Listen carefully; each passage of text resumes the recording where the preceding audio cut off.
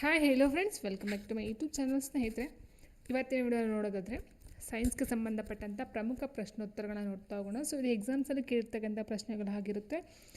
So ಯಾವ ಒಂದು ರೀತಿ ಕ್ವಶನ್ಸ್ಗಳಿದ್ದಾವೆ ಅನ್ನೋದಕ್ಕಿಂತ ಹೆಚ್ಚಾಗಿ ಯಾವ ಬೇಸಿಸ್ ಮೇಲೆ ಕ್ವಶನ್ಸ್ನ ಕೇಳಿದ್ದಾರೆ ಅಂತಕ್ಕಂಥ ತುಂಬ ಇಂಪಾರ್ಟೆಂಟು. ಸೊ ಇದೆಲ್ಲ N C R T textbook ಏನಿರುತ್ತೋ and D S C R T, so ಅದರ ಬೇಸಿಸ್ ಮೇಲೆ ಬಂದಿರತಕ್ಕಂಥ ಪ್ರಮುಖ ಪ್ರಶ್ನೋತ್ತರಗಳು ಇದಾಗಿದೆ ಸ್ನೇಹಿತರೆ. ಸೊ ಹಾಗೆ ಏನು 5th 10th ಟೆಕ್ಸ್ಟ್ ಬುಕ್ಕಲ್ಲಿ ಬರುತ್ತೋ, ಸೊ ಅದು ರೆಫರ್ ಮಾಡಿದ್ರೆ ಬೆಸ್ಟ್ ಅಂತಕ್ಕಂಥದ್ದು ನನ್ನ ಒಂದು ಒಪಿನಿಯನ್ ಆಗಿರುತ್ತೆ.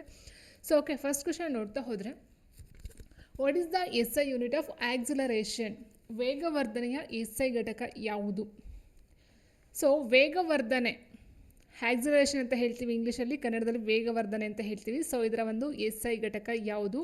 Metre per second, metre second, second per metre, metre per second square. ವೇಗವರ್ಧನೆಯ ಎಸ್ ಐ ಘಟಕ ಯಾವುದು? ಸರಿಯಾದ ಉತ್ತರ ಸ್ನೇಹಿತರೆ option D, metre per second square. Metre per second square ಅಂತಕ್ಕಂಥದ್ದು ಆಗಿರುತ್ತೆ. ಸೊ ಅದನ್ನು ಈ ರೀತಿಯಾದರೂ ಬರೀಬಹುದು ಅಥವಾ ಈ ರೀತಿಯಾದರೂ ಸಹ ಬರೀಬಹುದು.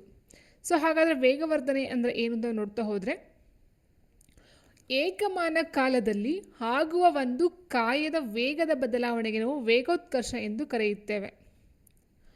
ವೇಗ, ಸೊ ಏಕಮಾನ ಕಾಲದಲ್ಲಿ ಆಗುವ ಒಂದು ಕಾಯದ ವೇಗದ ಬದಲಾವಣೆಗೆ ವೇಗೋತ್ಕರ್ಷ ಎಂದು ಕರೆಯಲಾಗುತ್ತದೆ. ಸೊ ವೇಗೋತ್ಕರ್ಷ ಆಕ್ಸಲರೇಷನ್ ಒಂದು ಫಾರ್ಮುಲಾ ಅಂತ ಹೇಳಿದ್ರೆ ವೇಗದಲ್ಲಿನ ಬದಲಾವಣೆ ಡಿವೈಡೆಡ್ ಬೈ ತೆಗೆದುಕೊಂಡ ಕಾಲ. ಸೊ ವೇಗ ಅಂತ ಹೇಳಿದಾಗ ನಾವು ಏನು ಹೇಳ್ತೀವಿ ಸ್ನೇಹಿತರೆ, V is equal to D by T ಅಂತ ಏನು ಹೇಳ್ತೀವೋ, V is equal to D by T formula ಬರುತ್ತೆ ವೇಗ ಕಂಡುಹಿಡಿಬೇಕಂತ ಹೇಳಿದ್ರೆ. ಸೊ ಡಿ ಅಂತ ಹೇಳಿದಾಗ ಇಲ್ಲಿ ಡಿಸ್ಟೆನ್ಸ್ ಮೀಟರಿಂದ ಅಳಿತೀವಿ, ಆ್ಯಂಡ್ ಟಿ ಟೈಮನ್ನು ನಾವು ಸೆಕೆಂಡಿಂದ ಅಳಿತೀವಿ, ಡಿವೈಡೆಡ್ ಬೈ ತೆಗೆದುಕೊಂಡ ಕಾಲ ಅಂತ ಹೇಳಿದ್ರೆ ಅದು ಅಷ್ಟೇ ಟಿನ ನಾವು ಸೆಕೆಂಡಿಂದ ಅಳಿತೀವಿ. ಹಾಗಿರಬೇಕಾದ್ರೆ ನೋಡಿ, M divided by S into S ಆಗುತ್ತೆ. So metre per second square. So ಇದನ್ನು ನಾವು metre second square per second square ಅಂತ ಹೇಳ್ತೀವಿ ಸ್ನೇಹಿತರೆ. ಸೊ ಇದರ ಒಂದು ಫಾರ್ಮುಲಾ ಅಂತ ಹೇಳಿದಾಗ A is equal to V minus U by T. ಒಂದು ಕಾಯದ ಪ್ರಾರಂಭಿಕ ವೇಗ ಯು ಆಗಿರುತ್ತೆ, ಆ್ಯಂಡ್ ಟಿ ಕಾಲ ಬರುತ್ತೆ, ಅದರ ಅಂತಿಮ ವೇಗ ವಿ. ಸೊ ಇದು ನಾವು ಆಕ್ಸಿಲರೇಷನ್ ಅಥವಾ ವೇಗೋತ್ಕರ್ಷವನ್ನು ಕಂಡಿರ್ತಕ್ಕಂಥ ಒಂದು ಫಾರ್ಮುಲಾ ಆಗಿರುತ್ತೆ ಸ್ನೇಹಿತರೆ. ಓಕೆ, ಸೊ ಇನ್ನು ನೆಕ್ಸ್ಟ್ ನೋಡ್ತಾ ಹೋದರೆ, ವೇಗೋತ್ಕರ್ಷವು ವೇಗದ ನೇರದಲ್ಲಿ ಆಗುತ್ತಿದ್ದರೆ ಅದನ್ನು ನಾವು ಧನ ವೇಗೋತ್ಕರ್ಷ ಅಂತ ಕರಿತೀವಿ, ಆ್ಯಂಡ್ ವಿರುದ್ಧ ದಿಕ್ಕಲ್ಲಿ ಆಗ್ತಾ ಇರೋದನ್ನ ಋಣ ವೇಗೋತ್ಕರ್ಷ ಅಂತ ಕರಿತೀವಿ. ಸೊ ಮೇಯ್ನಾಗಿ ನೋಡ್ತಾ ಹೋದಾಗ ವೇಗೋತ್ಕರ್ಷದ ಒಂದು ಎಸ್ ಐ ಯೂನಿಟ್ ಬಂದು ಮೀಟರ್ ಪರ್ ಸೆಕೆಂಡ್ ಸ್ಕ್ವೇರ್ ಆಗಿರುತ್ತೆ. ಅದರ ಒಂದು ಫಾರ್ಮುಲಾ ಬಂದು A is equal to V minus U by T ಆಗಿರುತ್ತೆ.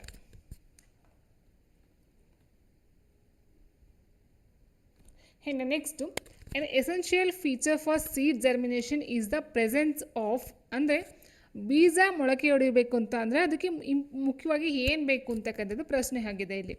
ಖನಿಜಗಳು, ನೀರು, ಬೆಳಕು, ತಾಪಮಾನ. ಸೊ ಸಸ್ಯಗಳಂತ ಹೇಳಿದಾಗ ನಾವೇನು ಮಾಡ್ತೀವಿ, ದ್ಯುತಿ ಸಂಶ್ಲೇಷಣಾ ಕ್ರಿಯೆಯನ್ನು ನೋಡ್ತಾ ಹೋಗ್ತೀವಿ. ದ್ಯುತಿ ಸಂಶ್ಲೇಷಣಾ ಕ್ರಿಯೆಯಲ್ಲಿ ಏನು ಬೇಕಾಗುತ್ತೆ, ಮೇಯ್ನಾಗಿ ನೀರು ಬೇಕು, ಖನಿಜ ಬೇಕು, ಬೆಳಕು ಬೇಕು, ತಾಪಮಾನ ಬೇಕು, ಸೊ ಎಲ್ಲ ಬೇಕಂತ ಹೇಳ್ತೀವಿ. ಬಟ್ ಬೀಜ ಮೊಳಕೆ ಹೊಡಿಬೇಕಂತ ಹೇಳಿದರೆ ಅದಕ್ಕೆ ಮುಖ್ಯವಾಗಿ ನಮಗೆ ಖನಿಜ ಆಗಲಿ, ಬೆಳಕಾಗಲಿ, ತಾಪಮಾನ ಆಗಲಿ ಅಲ್ಲ, ಸೊ ನೀರು ಬೇಕಾಗಿರುತ್ತೆ.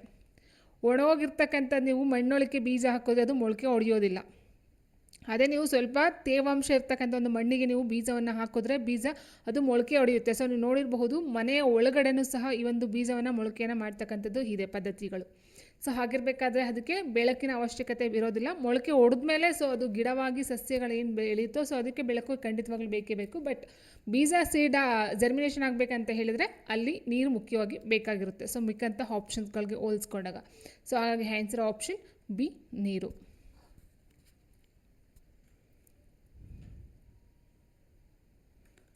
Name the technique use to separate butter from curd. ಮೊಸರಿನಿಂದ ಬೆಣ್ಣೆಯನ್ನು ಬೇರ್ಪಡಿಸಲು ಬಳಸುವಂಥ ತಂತ್ರವನ್ನು ಹೆಸರಿಸಿ ಅಂತ ಕೊಟ್ಟಿದ್ದಾರೆ. ಕೇಂದ್ರಾಪಗಾಮಿ ಉತ್ಪತನ, ಆವಿಯಾಗುವಿಕೆ, ಶೋಧನೆ. ಸೊ ಫಿಲ್ಟ್ರೇಷನ್ ಅಂತ ಕೊಟ್ಟಿದ್ದಾರೆ. ಶೋಧನೆ ಅನ್ನೋದಕ್ಕಿಂತ ಶೋಧಿಸುವುದು. ಓಕೆ, ಶೋಧಿಸುವುದು ಸೊ ಬರುತ್ತೆ. ಸೊ ಇಲ್ಲಿ ಏನು ನೋಡ್ತಾ ಹೋದಾಗ, ಮೊಸರಿನಿಂದ ಬೆಣ್ಣೆಯನ್ನು ಬೇರ್ಪಡಿಸ್ತಕ್ಕಂಥ ಒಂದು ಬಳಸ್ತಕ್ಕಂಥ ಒಂದು ವಿಧಾನ ಯಾವುದು? ಸೊ ಫಸ್ಟ್ಗೆ ನೋಡ್ತಾ ಹೋದ ಸ್ನೇಹಿತರೆ, ಉತ್ಪತನ ಅಂದರೆ ಏನು ಬರುತ್ತೆ? ಉತ್ಪತನ ಮೀನ್ಸ್ ಈ ಒಂದು ಘನ ವಸ್ತುವನ್ನು ಡೈರೆಕ್ಟಾಗಿ ದ್ರವದಕ್ಕೆ ಬದಲಾಗಿ ಡೈರೆಕ್ಟಾಗಿ ಅನಿಲಕ್ಕೆ ಮಾರ್ಪಾಡಾಗ್ತಕ್ಕಂಥದ್ದು. ಸೊ ದ್ರವ ಆಗೋದಿಲ್ಲ, ಘನದಿಂದ ಡೈರೆಕ್ಟಾಗಿ ಅನಿಲವಾಗಿ ಮಾರ್ಪಡುತ್ತೆ. ಫಾರ್ ಎಕ್ಸಾಂಪಲ್ ಅದಕ್ಕೆ ಕರ್ಪೂರ ಅಂತ ಹೇಳ್ತೀವಿ. ಕರ್ಪೂರ. ಯಾಕಂತಂದರೆ ಇದು ದ್ರವ ರೂಪಕ್ಕೆ ಬರಲ್ಲ, ಡೈರೆಕ್ಟಾಗಿ ಘನದಿಂದ ಅನಿಲ ರೂಪಕ್ಕೆ ಕನ್ವರ್ಟ್ ಆಗುತ್ತೆ. ಸೊ ಅದನ್ನು ನಾವು ಉತ್ಪತನ ಅಂತ ಕರಿತೀವಿ. ಸೊ ಆವಿಯಾಗುವಿಕೆ ಅಂದರೆ ಎವಾಪ್ರೇಷನ್ ಅಂತ ಹೇಳಿದ್ರೆ, ಸೊ ಅದು ಉಪ್ಪನ್ನು ತಯಾರು ಮಾಡ್ತಕ್ಕಂಥದ್ದು. ಸೊ ಉಪ್ಪನ್ನು ಏನು ತಯಾರು ಮಾಡ್ತೀವೋ, ಸೊ ಇದು ಎವಾಪ್ರೇಷನ್ ಅಂದರೆ ಆವಿ ಆಗ್ತಕ್ಕಂಥ ನೀರೆಲ್ಲ ಆವಿಯಾಗಿ ಅಲ್ಲಿ ಉಪ್ಪಿನಂಶ ಉಳ್ಕೊಳ್ತಕ್ಕಂಥ ಆವಿಯಾಗುವಿಕೆಗೆ ಬರುತ್ತೆ. ಇನ್ನು ಶೋಧಿಸುವುದು, ಫಿಲ್ಟ್ರೇಷನ್, ಶೋಧನೆ ಎಲ್ಲ ಶೋಧಿಸುವುದು, ಇಟ್ ಮೀನ್ಸ್ ಫಿಲ್ಟ್ರ್ ಮಾಡ್ತಕ್ಕಂಥದ್ದು. ಈಗ ಫಾರ್ ಎಕ್ಸಾಂಪಲ್ ಅಂತ ಹೇಳಿದರೆ ಈ ನೀರಿನಲ್ಲಿ ಈ ಒಂದು ಕೆಳಗಡೆ ಕಲ್ಲೇನಾರ ಇದ್ದರೆ, ಸೊ ಅದು ಏನಾಗುತ್ತೆ, ಮೇಲ್ಗಡೆ ನೀರನ್ನ ಬಸಿದಾಗ ಮೇಲ್ಗಡೆ ನೀರೆಲ್ಲ ಬರುತ್ತೆ, ಕಲ್ಲು ಅಲ್ಲೇ ಉಳ್ಕೊಳುತ್ತೆ. ಸೊ ಅಲ್ಲಿ ಫಿಲ್ಟ್ರೇಷನ್ ಅದು ಇಲ್ಲ ಅಂತ ಹೇಳಿದ್ರೆ, ಈ ಒಂದು ಟೀ ಸೊಪ್ಪು ಏನಿರುತ್ತೋ, ಕಾಫಿ ಅಥವಾ ಟೀನಲ್ಲಿ ಆ ಒಂದು ಟೀ ಪುಡಿ ಕೆಳಗಡೆ ಉಳ್ಕೊಳುತ್ತೆ, ಟೀ ಮೇಲ್ಗಡೆ ಸೋಸ್ಕೊಳ್ತೀವಲ್ಲ, ಸೊ ಅದನ್ನು ಶೋಧಿಸುವುದು ಅಂತ ಹೇಳಬಹುದು ಸ್ನೇಹಿತರೆ. ಸೊ ಇನ್ನು ಉಳಿದಂತೆ ನೋಡ್ತಾ ಹೋದಾಗ ಕೇಂದ್ರಪಗಾಮಿ ಅಂತ ಹೇಳಿದ್ರೆ ಮೊಸರಿನಿಂದ ಬೆಣ್ಣೆನ ಬೇರ್ಪಡಿಸ್ತಕ್ಕಂಥ ಒಂದು ಬಳಸೋಣ ಏನಿದೆ ಕಡೆಯುವಿಕೆ ಅಂತ ಹೇಳ್ತೀವಿ. ಕಡೆಯುವಿಕೆ. ಸೊ ಇದು ಕೇಂದ್ರಪಗಾಮಿ ವಿಧಾನದಲ್ಲಿ ಮಾಡ್ತಕ್ಕಂಥದ್ದು ಆಗಿರುತ್ತೆ. ಆಪ್ಷನ್ ಎ ಆಗಿರುತ್ತೆ. ಮತ್ತು ಇಲ್ಲಿ ಇನ್ನೂ ಒಂದು ಪಾಯಿಂಟ್ ಏನಂತ ಹೇಳಿದರೆ, ಸೊ ಬೆಣ್ಣೆ ಎಲ್ಲ ಮೇಲ್ಗಡೆ ತೇಲುತ್ತೆ. ಸೊ ಏನಿರುತ್ತೋ ಬೆಣ್ಣೆ ಎಲ್ಲ ಮೇಲ್ಗಡೆ ತೇಲುತ್ತೆ, ಕೆಳಗಡೆ ಮಜ್ಜಿಗೆ ಉಳುತ್ತೆ. ಸೊ ಉಳಿಯುತ್ತೆ. ಯಾಕೆ ಅಂತ ಹೇಳಿದ್ರೆ, ಇಲ್ಲಿ ಇರ್ತಕ್ಕಂಥ ಮಜ್ಜಿಗೆ ಏನಿದೆಯೋ ಇದರ ಒಂದು ಸಾಂದ್ರತೆ ಕಡಿಮೆ ಇರುತ್ತೆ, ಬೆಣ್ಣೆಯ ಸಾಂದ್ರತೆ ಜಾಸ್ತಿ ಇರುತ್ತೆ. ಸೊ ಹಾಗಾಗಿ ಮೇಲ್ಗಡೆ ತೇಲ್ತಕ್ಕಂಥದ್ದು ಆಗಿರುತ್ತೆ ಸ್ನೇಹಿತರೆ. ಸೊ ಅಷ್ಟೇ, ಇಲ್ಲಿ ಒಂದು ಸಾಂದ್ರತೆ ಒಂದು ಪ್ರಶ್ನೆ ಸಹ ಬರಬಹುದು. ಆ್ಯಂಡ್ ನೆಕ್ಸ್ಟು ಮೇಯ್ನಾಗಿ ಇಲ್ಲಿ ಬಳಸ್ತಕ್ಕಂಥ ತಂತ್ರಜ್ಞಾನ ಅಂತ ಹೇಳಿದ್ರೆ ಕೇಂದ್ರಪಗಾಮಿ ಅಥವಾ ಸೆಂಟ್ರಿಫಿಕೇಷನ್ ಅಂತ ಹೇಳ್ತೀವಿ.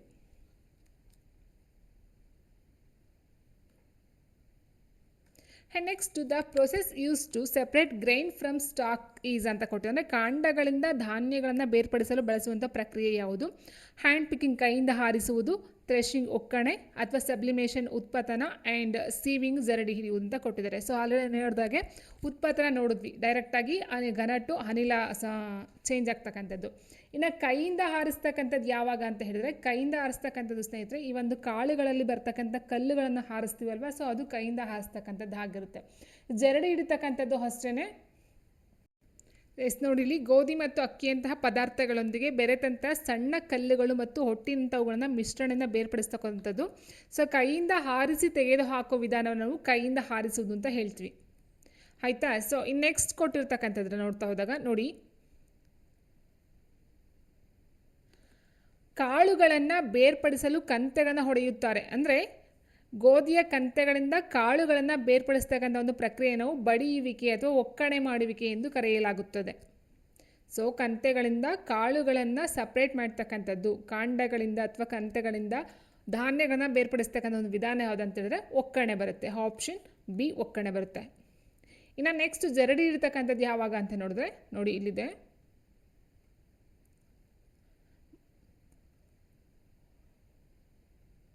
ತೂರ್ತಕ್ಕಂಥದ್ದು, ತೂರುವಿಕೆನೂ ಬರುತ್ತೆ, ಹೊಟ್ಟು ಹೋಗ್ಲಿಂತಕ್ಕಂಥ ತೂರುವಿಕೆ ಆಗಿರುತ್ತೆ. ತೂರುವಿಕೆ ಅಂತ ಹೇಳಿದ್ರೆ ಮಾರುತದಿಂದ ಅಥವಾ ಬೀಸುವ ಗಾಳಿಯ ಮೂಲಕ ಮಿಶ್ರಣದಲ್ಲಿನ ಭಾರವಾದ ಮತ್ತು ಹಗುರವಾದ ಘಟಕಗಳನ್ನು ಬೇರ್ಪಡಿಸ್ತಕ್ಕಂಥ ಒಂದು ವಿಧಾನವನ್ನು ನಾವು ತೂರುವಿಕೆ ಅಥವಾ ವಿನೋಯಿಂಗ್ ಅಂತ ಕರಿತೀವಿ.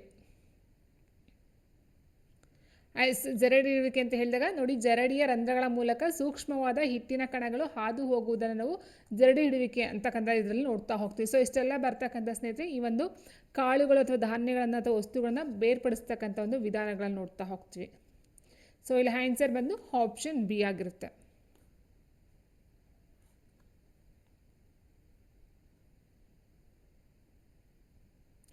Next golden rice contains high amount of, ಅಂದರೆ ಗೋಲ್ಡನ್ ರೈಸ್ ಹೆಚ್ಚಿನ ಪ್ರಮಾಣದಲ್ಲಿ ಡ್ಯಾಶನ್ನು ಹೊಂದಿರುತ್ತದೆ. Vitamin D, vitamin A, vitamin B, vitamin C.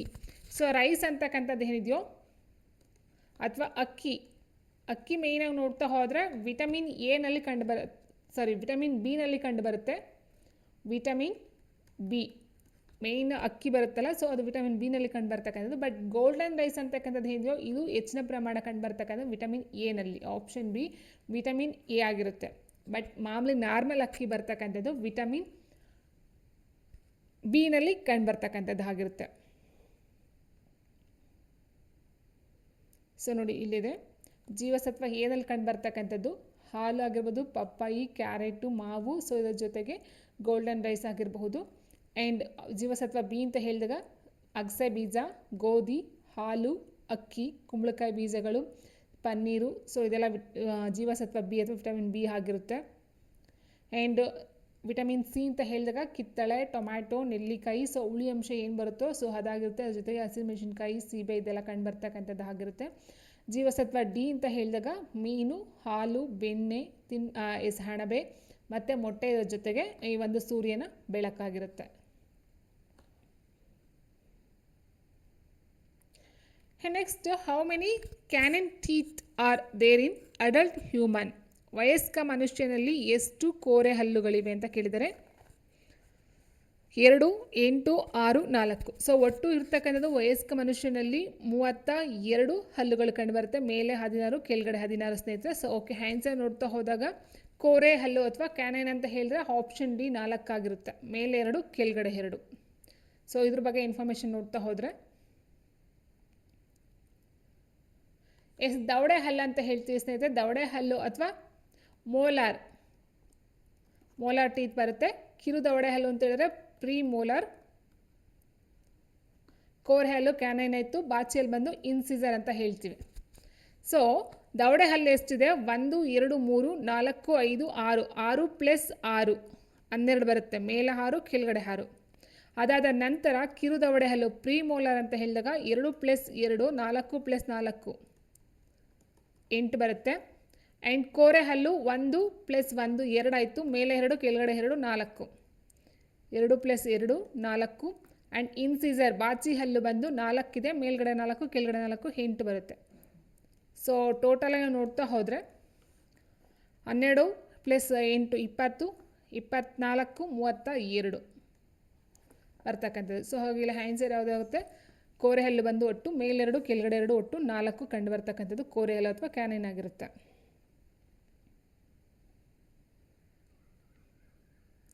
Next, which of the following is not a component of an electric circuit? ಈ ಕೆಳಗಿನಲ್ಲಿ ಯಾವುದು ವಿದ್ಯುತ್ ಸರ್ಕ್ಯೂಟ್ನ ಅಂಶವಲ್ಲ? Switch, board, resistor, capacitor.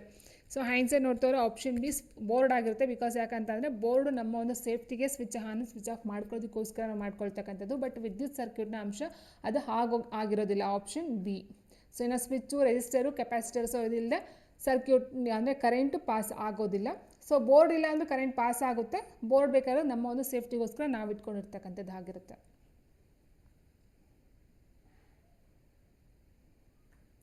Nitrogen constitutes -% of our atmosphere. ನಮ್ಮ ವಾತಾವರಣದ -% ಸಾರಜನಕವನ್ನು ಹೊಂದಿದೆ. 28, 58, 68, 78. ಸೊ ಒಟ್ಟು ನಮ್ಮ ವಾತಾವರಣದಲ್ಲಿ ಇರ್ತಕ್ಕಂಥ ಸಾರಜನಕದ ಒಂದು ಅಥವಾ ನೈಟ್ರೋಜನ್ನ ಪ್ರಮಾಣ ಎಷ್ಟು ಅಂತ ಹೇಳಿದ್ರೆ ಆಪ್ಷನ್ ಡಿ 78% ನೈಟ್ರೋಜನ್ ಈ ಒಂದು ವಾತಾವರಣದಲ್ಲಿ ಇರ್ತಕ್ಕಂಥದ್ದಾಗಿರುತ್ತೆ. ಸೊ ಇದು ಅಷ್ಟೇ 6th ಸ್ಟ್ಯಾಂಡರ್ಡ್ ಬುಕ್ಸಲ್ಲಿ ಇದೆ ಈ ಒಂದು ಟಾಪಿಕ್ ಮೇಲೆ. ನೈಟ್ರೋಜನ್ ಬಂದು 78% ನೋಡ್ತಾ ಹೋಗ್ತೀವಿ. ಆ್ಯಂಡ್ ಅದಕ್ಕಿಂತ ಕಡಿಮೆ ಆಕ್ಸಿಜನ್ 21% ಆಗಿರುತ್ತೆ. ಆ್ಯಂಡ್ ಕಾರ್ಬನ್ ಡೈಆಕ್ಸೈಡ್ CO2 ಬಂದು 0.04%. ಆ್ಯಂಡ್ ನೀರಾವಿ, ಜಡಾನಿಲ ಮತ್ತು ಧೂಳಿನ ಕಣಗಳು ಬಂದಾಗ 0.96% ಮಿಶ್ರಣದಿಂದ ಕೂಡಿರ್ತಕ್ಕಂಥದ್ದು ಆಗಿರುತ್ತೆ. ಸೊ ಜಾಸ್ತಿ ಇರ್ತಕ್ಕಂಥದ್ದು ನೈಟ್ರೋಜನ್ ಪ್ರಮಾಣ 78%. ಸೊ ಆಕ್ಸಿಜನ್ ಪ್ರಮಾಣ ಬಂದು 21% ಆಗಿರುತ್ತೆ.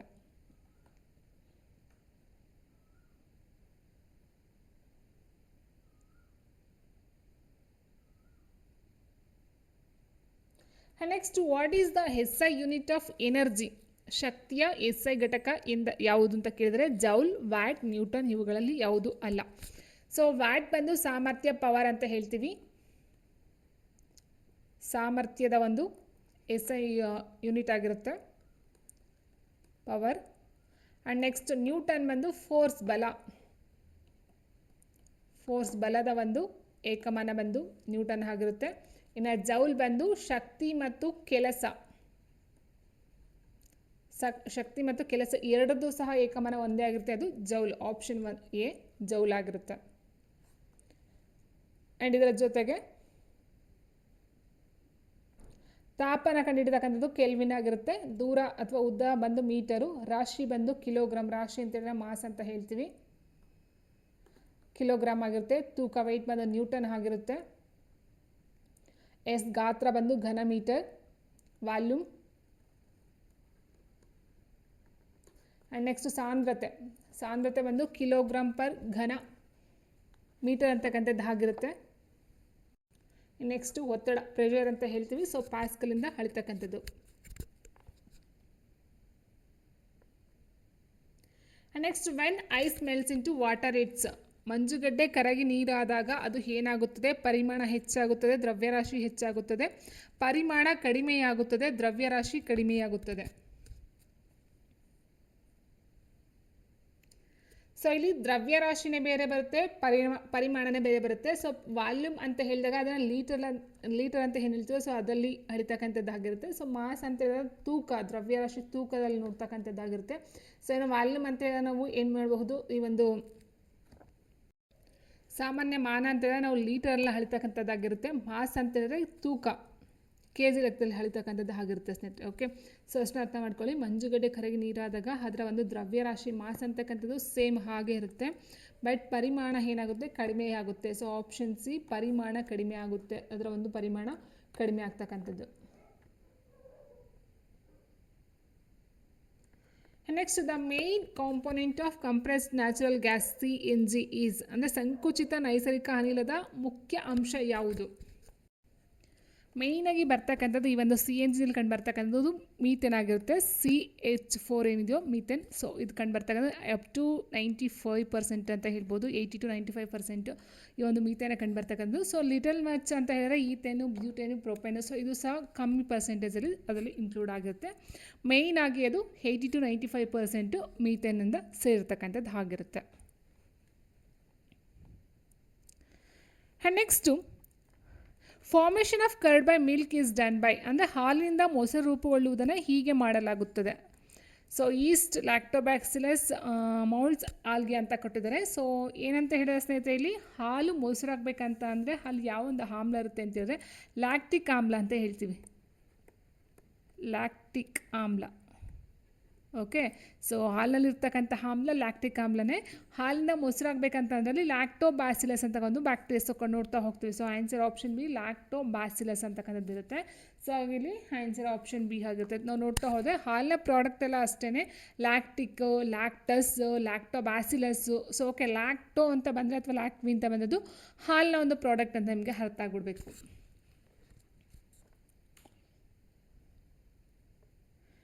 Next, which among the following is the fifth state of matter, ಈ ಕೆಳಗಿನಲ್ಲಿ ಯಾವುದು ವಸ್ತುವಿನ 5ನೇ ಸ್ಥಿತಿಯಾಗಿದೆ? ಸೊ ನಮಗೆ ಗೊತ್ತಿದೆ ಸ್ನೇಹಿತರೆ, ಒಟ್ಟು 4 ನೋಡ್ತಾ ಹೋದಾಗ ಈ ಒಂದು ಘನ ಬರುತ್ತೆ. ಫಸ್ಟು ಘನ, ದ್ರವ, ಅನಿಲ ಆ್ಯಂಡ್ ಲಾಸ್ಟ್ ಬಂದು ಪ್ಲಾಸ್ಮಾ, 4ನೇ ಸ್ಥಿತಿ. ಸೊ ಅದರ ಆಚೆಗೆ ನೋಡ್ತಾ ಹೋದಾಗ ಫಿಫ್ತ್ ಬರುತ್ತೆ. ಯಾವುದಂತಾರೆ? ಬೋಸ್ ಐನ್ಸ್ಟೀನ್ ಕಂಡೆನ್ಸ್ಡ್ ಅಂತ ಏನಿದ್ದು Bose Einstein condensate, BEC. So ಇದನ್ನು ನಾವು ವಸ್ತುವಿನ 5ನೇ ಸ್ಥಿತಿ ಅಂತ ಹೇಳ್ತೀವಿ ಸ್ನೇಹಿತರೆ. ನೆಕ್ಸ್ಟು,